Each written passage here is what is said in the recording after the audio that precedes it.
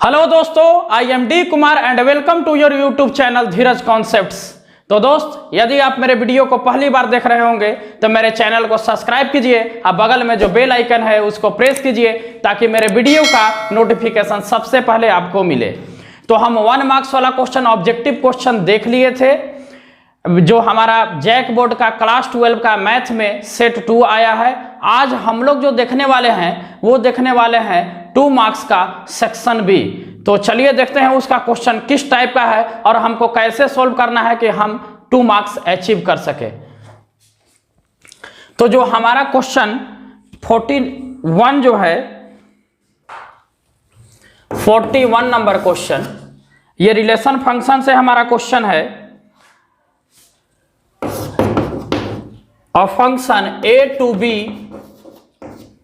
And एक g function है जो b से c है और फंक्शन दिया हुआ है कि f of x is equal to root x, मतलब फंक्शन f ऑफ x जो रूट एक्स से डिफाइंड है और g ऑफ x जो है, g एक फंक्शन है जहां दिया हुआ है x स्क्वायर और आपसे पूछा जा रहा है कि जी ओ एफ ऑफ एक्स क्या होगा, यही क्वेश्चन में पूछा गया है। तो ये चीज हमको गिवन था, ये चीज हमको फाइंड करना था। तब हम क्या करेंगे, तब यहां से हम इसको बनाएंगे कि सबसे पहले यहां से सॉल्व करना शुरू करते हैं कि हमको जी ऑफ एफ ऑफ एक्स लिखना है। तो हम इसको लिखेंगे जी ऑफ एफ ऑफ एक्स। अब g of F of x का मान देखिए कहाँ है, खोजिए, यहाँ है। क्या दिया है, रूट एक्स, तो यहाँ रख देंगे रूट एक्स। अब हमको g ऑफ x का मान निकालना है तो g of x is equal to कहीं कुछ दिया हुआ है, क्या है, फंक्शन एक्स स्क्वायर।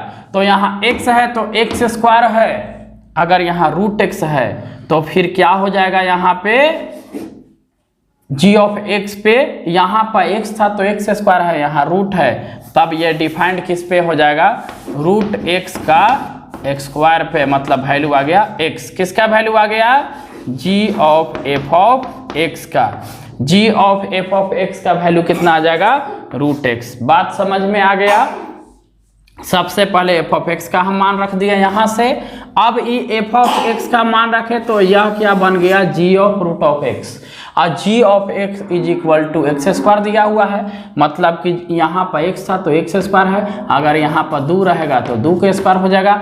उसी तरह से यहाँ है रूट x, तो रूट x का स्क्वायर कर देंगे तो स्क्वायर से रूट मेरा कट जाता है तो आ गया x। क्लियर हो गया 41 नंबर। चलिए देखते हैं 42 नंबर क्वेश्चन को। तो 42 नंबर हमारा क्या कह रहा है, 42 नंबर कि tan इनवर्स, पहले गिवन पार्ट को लिखेंगे, tan inverse 3/4 plus tan inverse 1/7 is equal to proof करना है π/4। तो हम क्या करेंगे कि पहले लिखेंगे सॉल्यूशन, अच्छा लेंगे LHS से। अगर एग्जाम में लिखना होगा तो डायरेक्ट यहाँ से स्टेप मेरा बनेगा LHS लिख के LHS वाला टर्म को लिखेंगे और बनाना शुरू करेंगे। अब ये नहीं कि डायरेक्ट बना देंगे, सबसे पहले यहाँ लिखेंगे वी नो दैट, हम जानते हैं, हम क्या जानते हैं कि tan inverse x plus tan inverse y is equal to tan inverse x plus y by 1 minus x y. इसी पर हम ये चीज को सॉल्व करेंगे। तो हमारा दिया हुआ पार्ट क्या है, tan inverse 3/4 plus tan inverse 1/7, तो इतना इज इक्वल टू लिखेंगे tan inverse 3/4 plus 1/7 upon 1 minus 3/4 multiply 1/7। ठीक है, आ रहा है समझ में। इसको आप कर लीजिएगा इस तरह से। ठीक है, इस तरह से करने के बाद जो हम बनाएंगे वो सॉल्व करेंगे इसको। तो tan इनवर्स, इसको एलसीएम लघुत्तम लेंगे तो 28, तो यहाँ से भाग देंगे 7, 7 × 21। आप अपने स्तर से सॉल्व कर लीजिएगा, 7 × 28 तो यहाँ हो जाएगा 4 बाई, फिर यहाँ एलसीएम लेंगे तो हो जाएगा 28 और 28 - 3।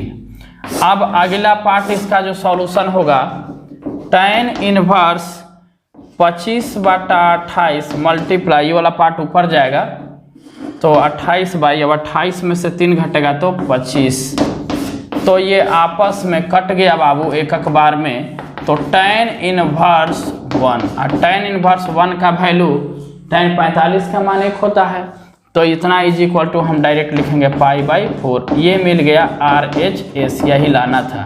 तो hence LHS is equal to RHS, मतलब हमको जो लाना था वो हमारा क्या हो गया, प्रूव हो गया। ठीक है, इसके बाद हमारा जो आगे क्वेश्चन है, अभी इस तब तक कि आप इसको स्क्रीनशॉट लीजिए, तब हम दिखाते हैं आगे वाला क्वेश्चन।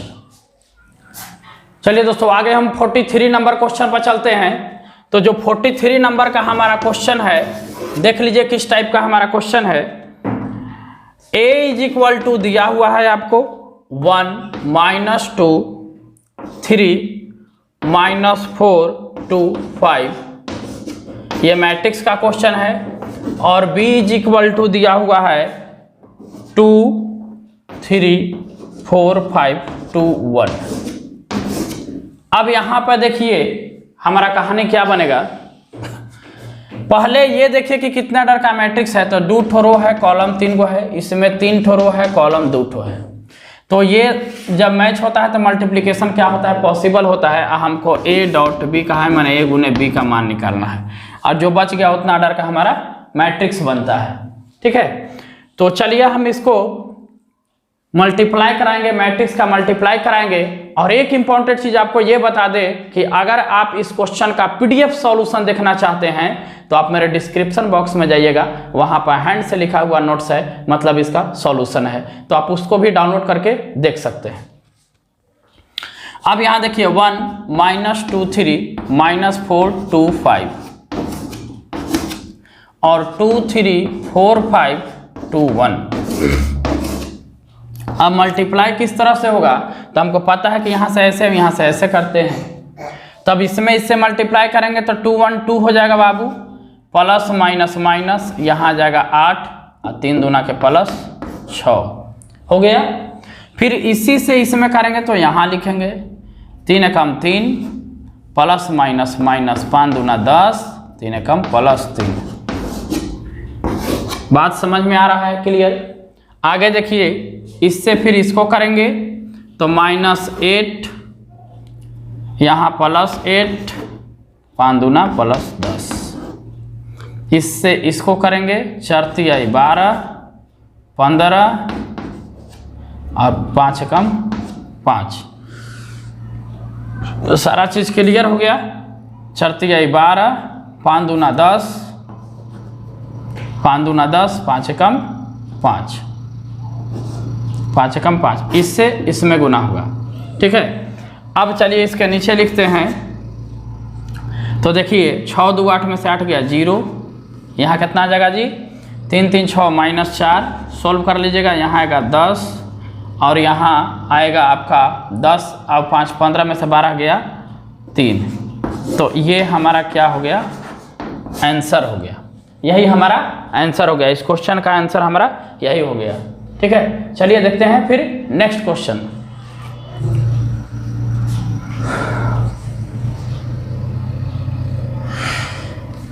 चलिए 44 नंबर क्वेश्चन पर हम लोग आ गए। 44 नंबर क्वेश्चन, 44 नंबर क्वेश्चन हमारा क्या है, तो y is equal to sine cos x square, और यहां निकालना है dy/dx। जैसा कि आपको क्वेश्चन दिखाई दे रहा है, dy/dx निकालना है। तो हम यहां से 2 नंबर का क्वेश्चन है तो लिखेंगे dc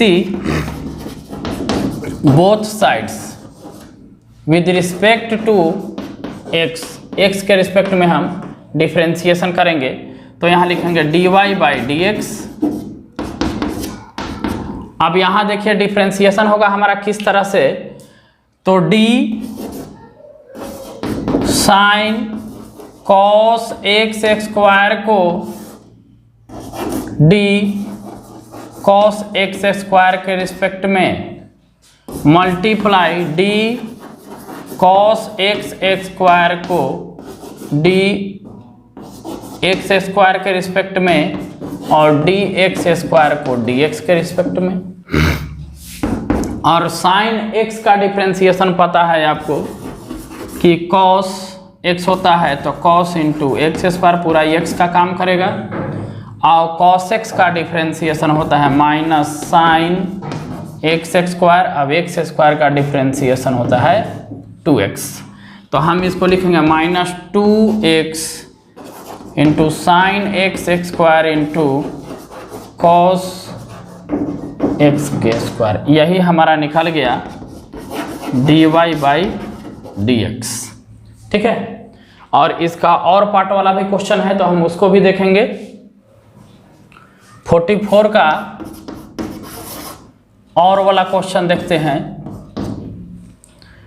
और में दिया हुआ है कि y plus sine y is equal to cos x, और यहाँ पर बोला जा रहा है कि आप dy बाई डी एक्स निकालिए।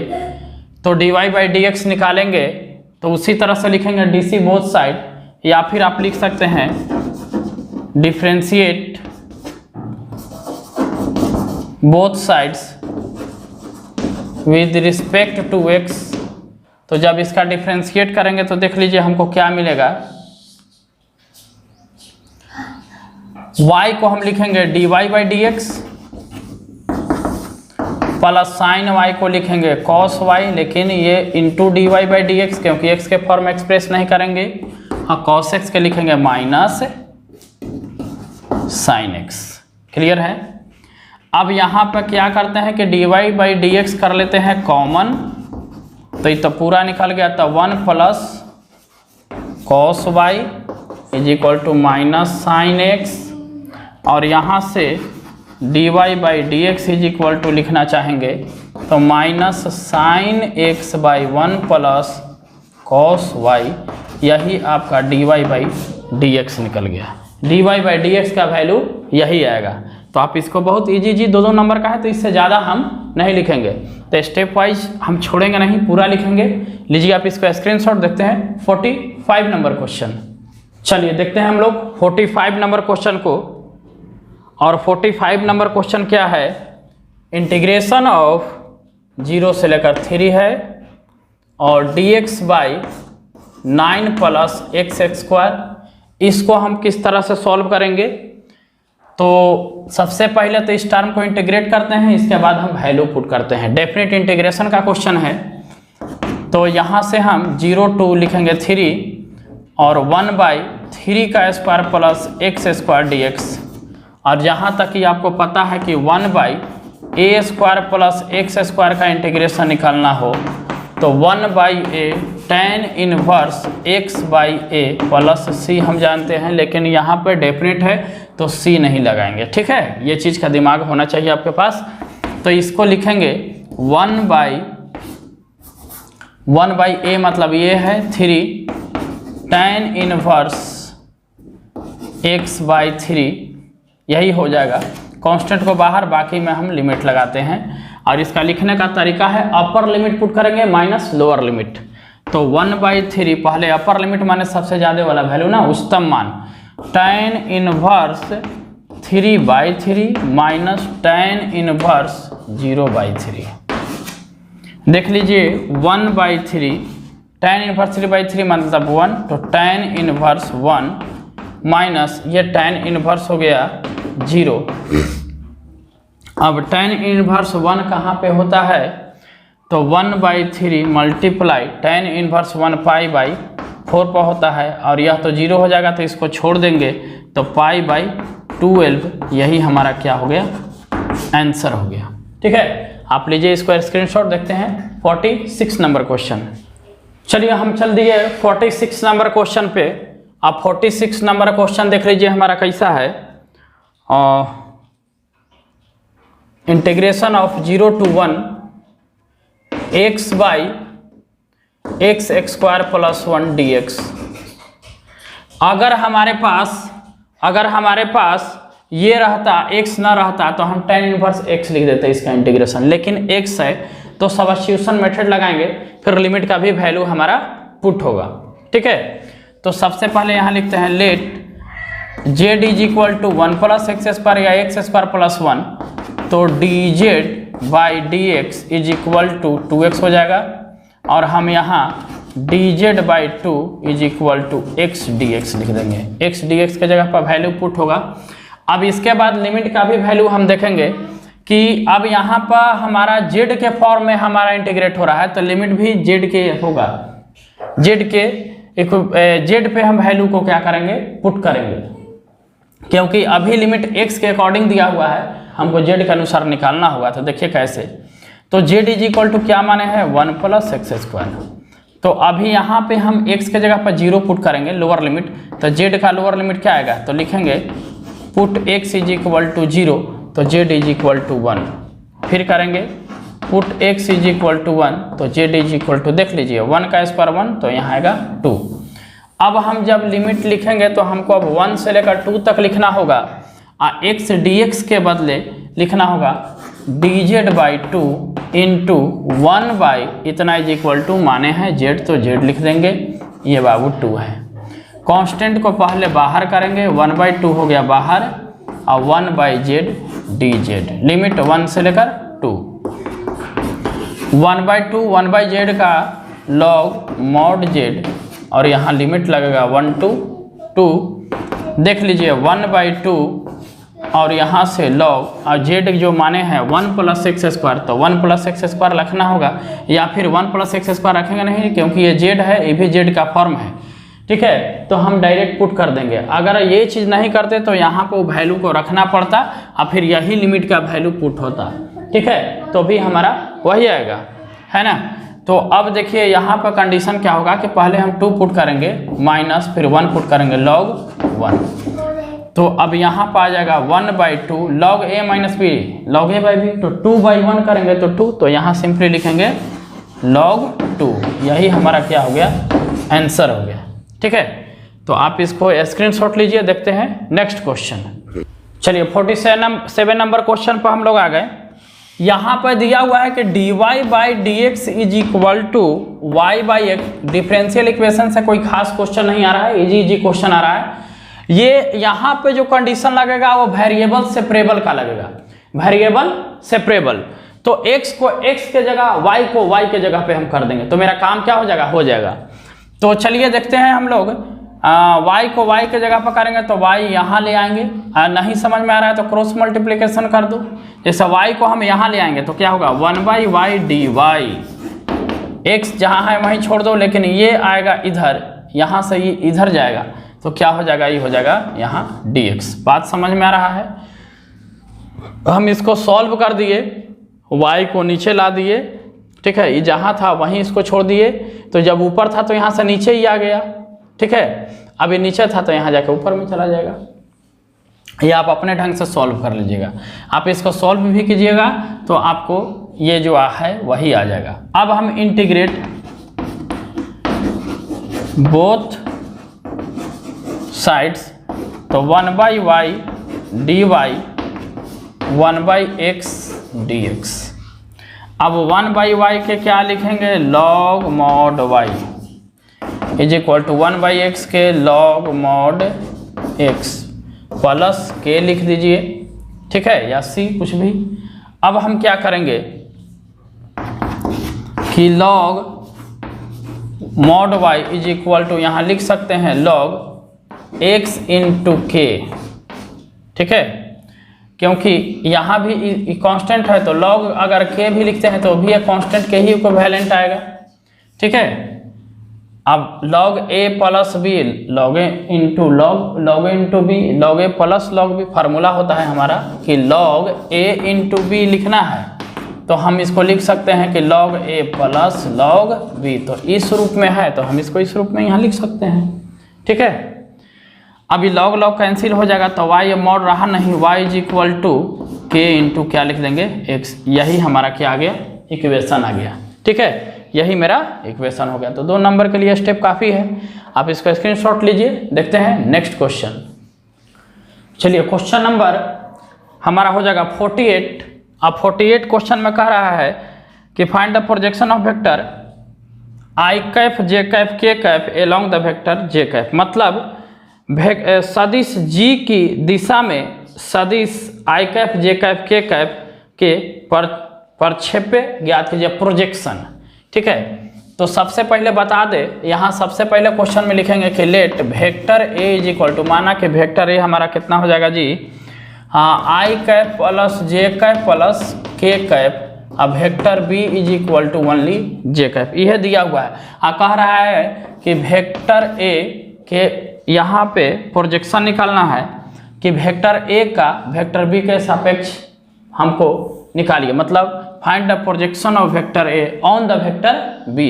तो हमको vector A dot vector B का क्या करते हैं, कैफ निकालते हैं, मतलब इसका यूनिट वेक्टर। तो फार्मूला क्या होता है, vector A dot vector B by mod of vector B, यही हमारा क्या हो जाता है, फार्मूला हो जाता है।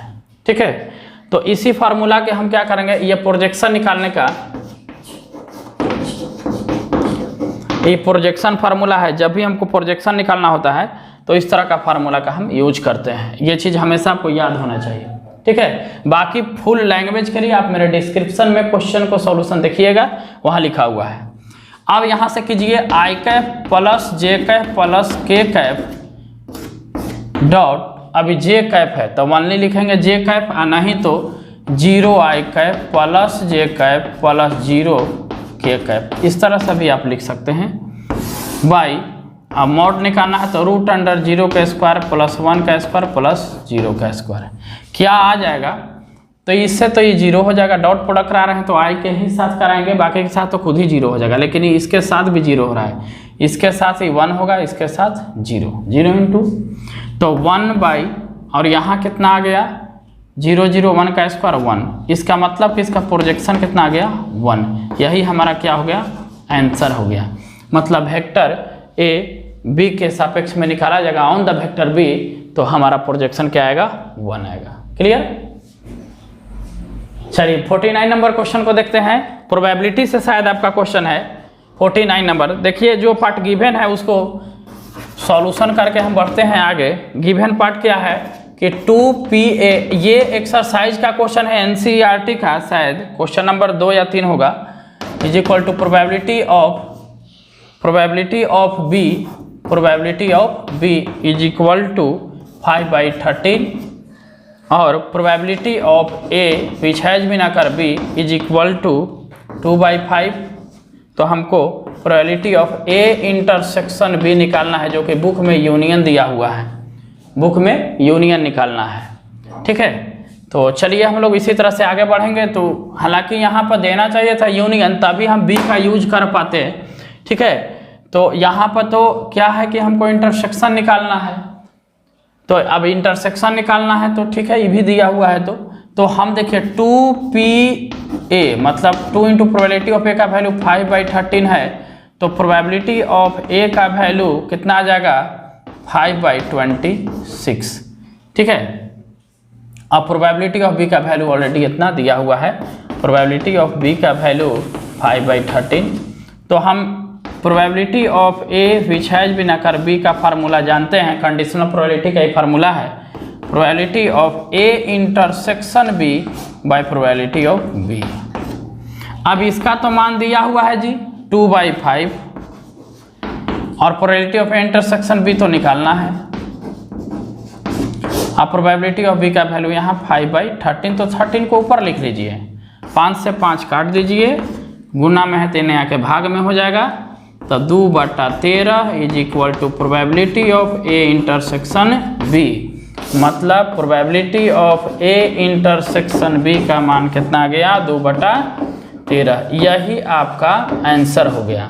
अगर यूनियन निकालना होता तो पहले इंटरसेक्शन निकालते। ठीक है, इंटरसेक्शन निकालने का यूनियन का फार्मूला लगाते, प्रोबेबिलिटी ऑफ A का वैल्यू दिया हुआ था, B भी दिया हुआ था, निकल जाता है। ठीक है, तो खैर वो चीज़ हमको यहाँ निकालना था नहीं, हमको निकालना था ये चीज़। ठीक है, तो ये क्लियर हो गया। अब फिर देखते हैं हम लोग नेक्स्ट क्वेश्चन।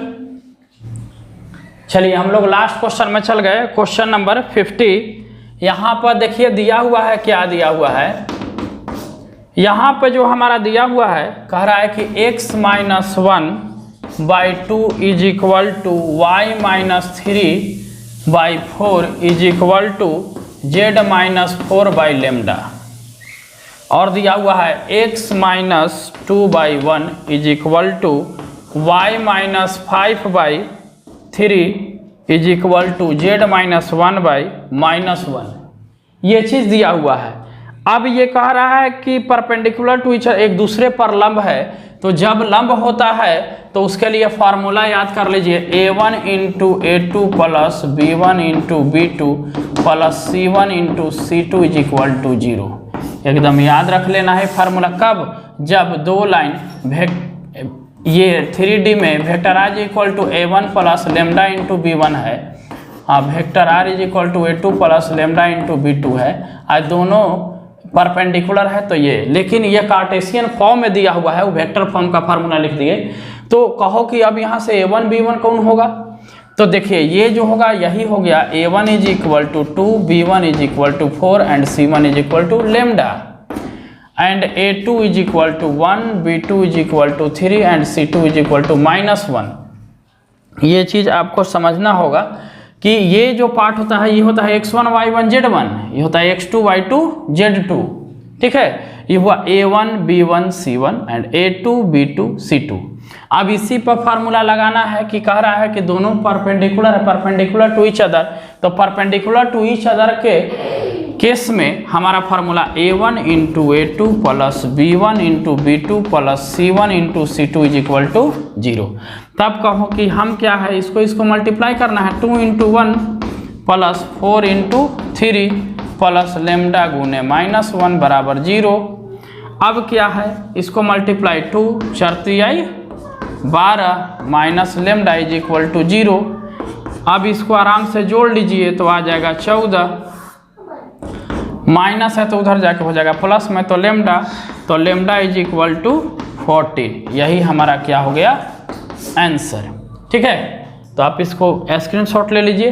तो आज जो हुआ दोस्तों, आज हम क्लास 12 का model set number 2 subject mathematics का सेक्शन बी का क्वेश्चन को हम 41 से लेकर 50 तक का क्वेश्चन को सॉल्व किए।